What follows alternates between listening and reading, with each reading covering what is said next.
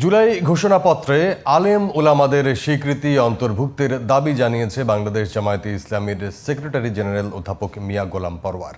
সেই সাথে জুলাই সনদ অনুযায়ী আগামী জাতীয় সংসদ নির্বাচন হতে হবে বলেও দাবি করেন তিনি। দলটির আরেক নেতা শফিকুল ইসলাম মাসুদ মনে করেন সংস্কার ছাড়া নির্বাচন সুষ্ঠু হবে না।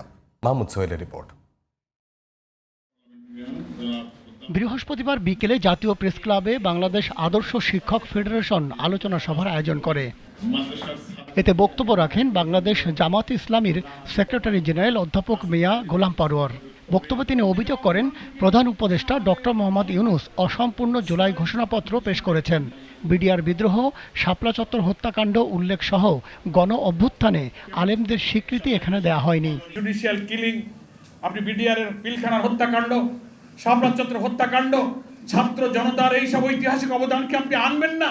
শিক্ষকরা আন্দোলন করেছেন, মাঠে নেমেছেন, ইউনিভার্সিটির টিচাররা মাঠে নেমেছেন, ছাত্রদেরকে হামলা করছে, গুলিবর্ষণ করছে, শিক্ষকরা পুলিশের হাত থেকে তাদেরকে রক্ষা করেছে। তাদের অবস্থান থেকে তারা কিন্তু এই আন্দোলনে ঐতিহাসিক ঝুঁকিপূর্ণ অবদান রেখেছে।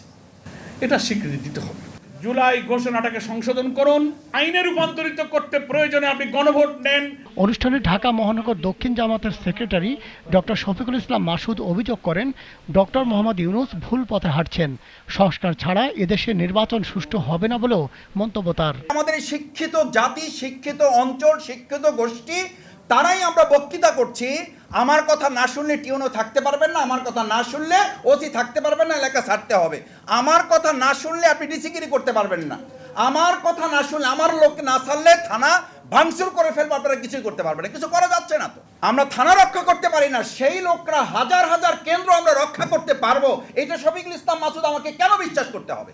আলোচনা সভায় বাংলাদেশ আদর্শ শিক্ষক ফেডারেশনের নেতারা বলেন নৈতিক শিক্ষা ব্যবস্থা চালু না হলে রাষ্ট্রে ঘুষ দুর্নীতি বন্ধ হবে না। Mahmud Sohel, GTV news, Dhaka.